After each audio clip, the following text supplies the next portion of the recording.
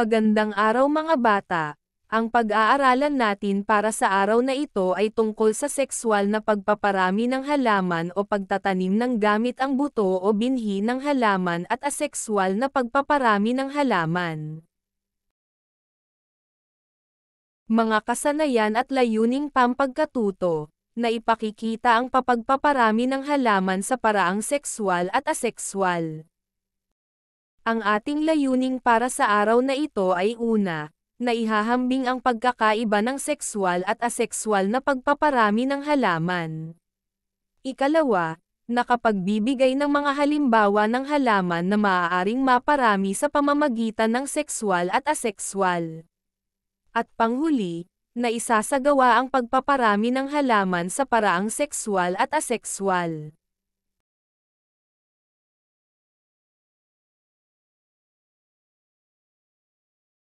Pagandahin ang halaman sa pamamagitan ng pagsusulat ng mga salik na dapat tandaan sa paghahalaman sa mga talulot ng bulaklak, at mga benepisyo na naidudulot ng paghahalaman sa mga dahon.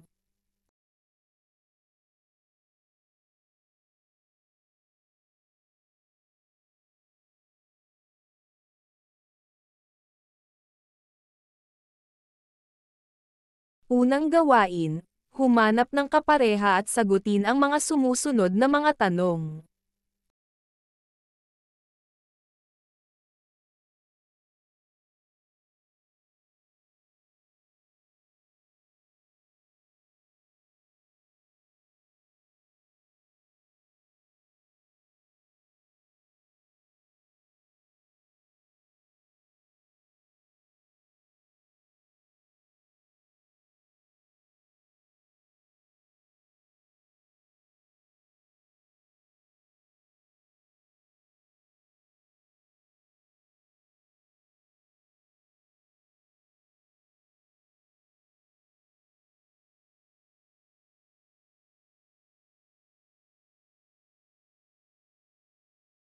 Bago natin simulan ang ating panibagong aralin, alamin muna natin ang ibig sabihin ng sexual at asexual na pagpaparami ng halaman. Sexual na pagpaparami ng halaman ay isang uri ng pagpaparami ng halaman na gumagamit ng buto o binhi ng bagong halaman. Asexual na pagpaparami ng halaman ay isang uri ng pagpaparami ng halaman na gumagamit ng mga bahagi ng halaman upang magkaroon ng bagong halaman na katulad ng magulang na halaman. Panoorin natin kung paano magtanim ng pechay sa seed tray. Matatagpuan ang link sa description box sa ibaba ng video na ito. Sagutin natin ang mga gabay na tanong tungkol sa bidyong inyong napanood.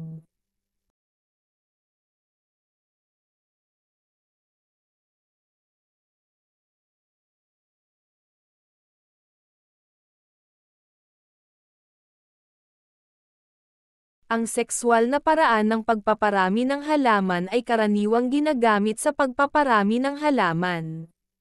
Ito ay gumagamit ng buto o binhi ng halaman. Ginagamit ang buto ng halaman sa pagpaparami ng punong namumunga at iba pang punong kahoy. Ang mga punong kahoy gaya ng mangga, nara, kamagong at iba na pinaparami gamit ang kanilang buto ay nangangailangan ng malawak na punlaan. Samantala, ang mga halaman gaya ng ampalaya, talong, sili, at iba pang mga halamang gulay ay maaring gumamit lamang ng maliit na punlaan o kaya ay mga niresiklong mga bagay gaya ng timba o balde. Narito ang payak na pamamaraan ng pagtatanim gamit ang buto o butil ng halaman. Una, ihanda ang mga gagamitin sa pagtatanim gaya ng lupa, seedling tray o paso, butil o binhi at iba pang kagamitan sa pagtatanim. Ikalawa, ihanda ang seedling tray o paso kung saan ilalagay ang lupa. Tiyaking sapat ang lupa na ilalagay. Ikatlo, ilagay ang mga buto o butil sa seedling tray o paso. Ikaapat, diligan ito upang matiyak na may sapat na halumigmig nito upang tumubo. Panghuli, hintayin ang sapat na laki nito bago ito ilipat sa halamanan.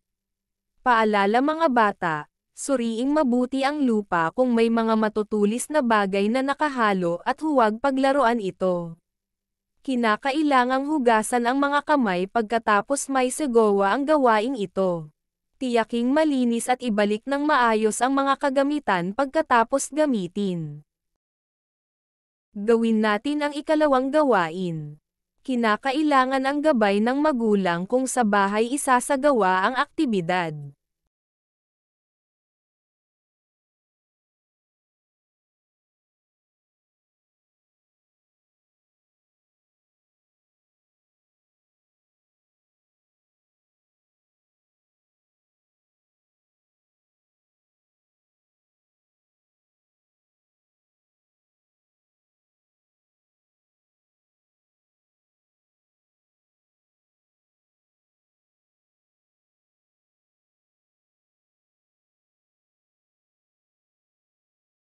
Ang asekswal na pagpaparami ng halaman ay gumagamit ng mga bahagi ng halaman tulad ng ugat, sanga, at dahon. Ito ay karaniwanang ihinihiwalay at pinalalago upang maging bagong tanim. Ito ay maaaring natural o artipisyal. Ang natural ay karaniwang pagpapatubo o pag-usbong ng mga halaman mula sa ugat nito. Halimbawa, gabi, luya, saging. Ang artipisyal naman ay gumagamit ng bahagi ng halaman gaya ng sanga, dahon o usbong ng tanim para maparami ito.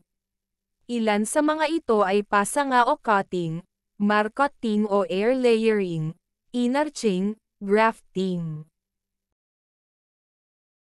Artipisyal na pagpaparami ng halaman, una pasanga o cutting. Ito ay pinakamadaling pamamaraan ng pagpaparami ng tanim. Pinuputol ang sanga, pinauugat at itinatanim. Ginagamit din ang dahon at ugat ang artipisyal na pamamaraan nito. Ikalawa ay ang marcoting o air layering. Ito ay ginagawa sa sanga ng punong kahoy habang hindi pa nahihiwalay sa puno. Mga hakbang sa pagmamarkot. Una, tanggalin ang balat ng sanga gamit ang matalim na bagay gaya ng kutsilyo. Pangalawa, tanggaling maigi ang balat ng sanga. Paalala mga bata, alalahanin ang tamang paghawak ng matatalim na bagay para maiwasan ang pagkasugat. Kinakailangan ang gabay ng nakakatanda kung isasagawa ang aktibidad. Pangatlo, ilagay ang lupa at lumot. Pang-apat, balutin ng bunot ng niyog o plastik. Pang-limang hakbang, talian ang magkabilang bahagi nito.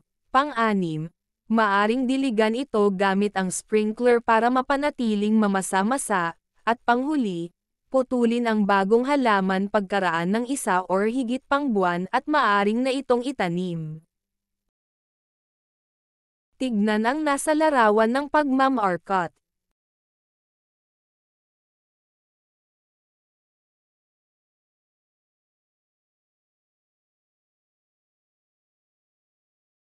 Inarching. Ang paraang ito ay pinagsasama ang sanga ng puno at sanga ng isa pang puno na nakalagay sa paso. Mga hakbang sa pagsasagawa ng inarching. Una, gumawa ng pahabang hiwa sa puno o sangang pagsasamahin. Ikalawa, pagharapin ang dalawang hiwa.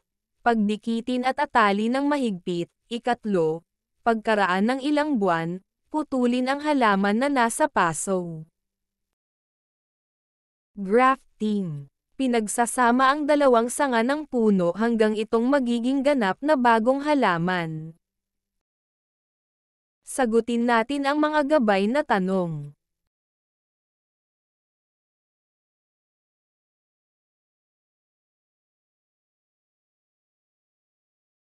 Gawin natin ang ikatlong gawain. Kinakailangan ang gabay ng nakakatanda sa pagsasagawa ng aktibidad.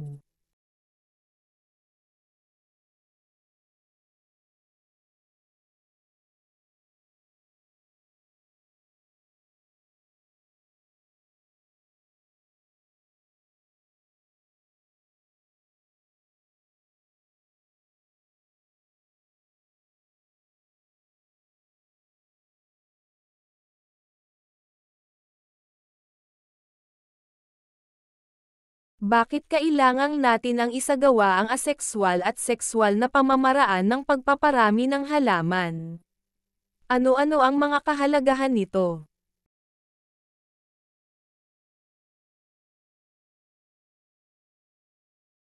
Gawin ang lingguhang reflection log.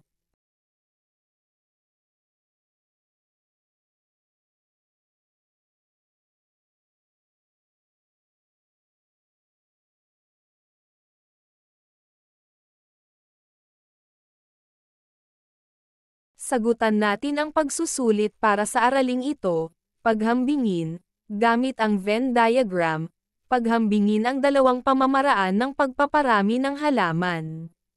Ilagay sa magkabilang bilog ang pagkakaiba nito at ilagay naman sa gitna ang pagkakapareho nito.